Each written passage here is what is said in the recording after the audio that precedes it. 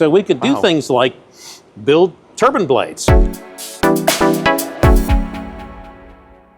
Hey, I'm Harrison Burnside, a biomedical engineering student, and welcome to Engineered at Tech, a new series that showcases how Georgia Tech engineers are helping solve grand challenges.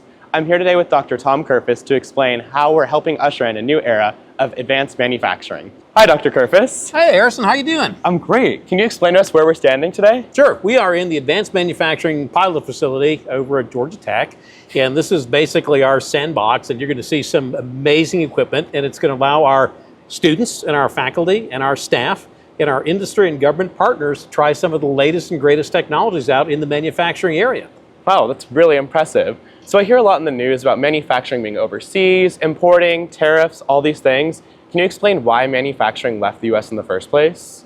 So, Harrison, the reality actually is that manufacturing never really left the United States. Sure, some went overseas as other countries developed and so forth, but the reality is that manufacturing has always been here. You go to an aircraft facility, an automotive facility, we're making things here. But the reality is now, with advanced manufacturing and great tools, we can become even more cost effective and efficient. So it turns out that it's easier to bring a lot of the manufacturing back here, which also, of course, creates good jobs for U.S. citizens. So can you elaborate a little more on why it's important to bring manufacturing to America?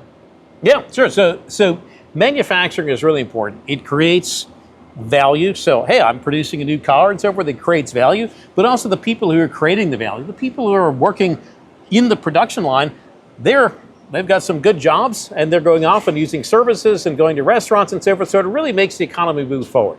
The other thing, of course, is we want to make things over here in the U.S. because of national security. You want to make it here. You don't want to be dependent, in particular, on very important aspects. It's very important products. You want to be making them here, not dependent on other nations. So what are the challenges that brings, though? But I think a lot of the challenges that it brings is that we have a lot of new technology, and we have to figure out how to deploy that new technology. And to really get it out there, not only to the big companies, but all the people who are making all the little bits and pieces, so the nuts and bolts that go on the airplanes. And so those are all the smaller shops out there that basically, make up the supply chain. And so we've got to strengthen that supply chain so that we can get the nut and bolt all the way over to the aircraft companies so that they can put that airplane together. If we take a look at this type of machine over here, this is a hybrid machine. So it actually does both 3D printing or additive manufacturing and machining. So we could do things like build turbine blades go ahead. And so that's a high performance turbine blade. So we can print it, we can take a look at it. You can see the cooling holes in there. This blade will actually operate at a temperature above its melting point, but we keep it cool through blowing some coolant through those holes and so forth. But it allows us to make the latest and greatest technology. And whether it's going on a passenger aircraft or a combat aircraft, from a national security perspective, it's made right, and it's made here in the U.S. All right, before you head off, Harrison, I'm going to take you over to another part of the facility to show you a couple of other things, because I think you're going to find them pretty cool. Let's go. Let's go.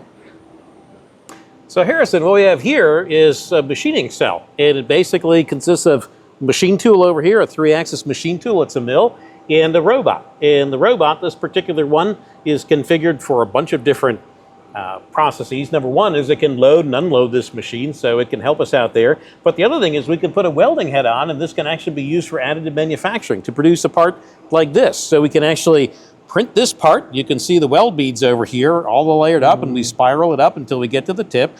And then the machine can come off, and it can machine it down nice and smooth on the outside. So, take a look at that.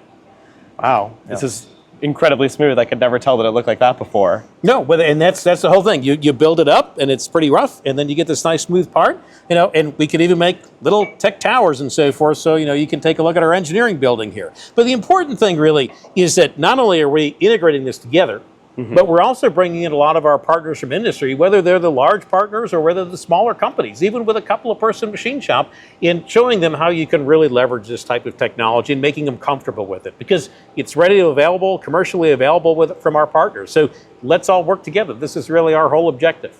Wow, that sounds like it's a really great collaboration. So how can students like myself be involved in this space? So students, whether you're graduate or undergraduate, always have the opportunity to work with faculty members or research staff on these different projects. I teach ME 2110, which is our second year design and build course. And the reality is the students are learning all about smaller versions of these machines. And if they're really interested, they come to me and they say, hey, how do I get on some of the bigger machines? And they come over here and work on projects. So you can come here any day of the week and you'll see a bunch of students working on all these different robots and machine tools and so forth, really moving technology forward. And not only that, they're working with our industry partners to train them on how to use it. And in the end, those industry partners get to know the students and they hire them and give them a good job. Sounds like a great experience for someone like me. It's a great experience for someone like me as well. Thank you so much for joining us today, Dr. Curvis. It was great to see this facility. All right. And be on the lookout for our next episode of Engineered Attack.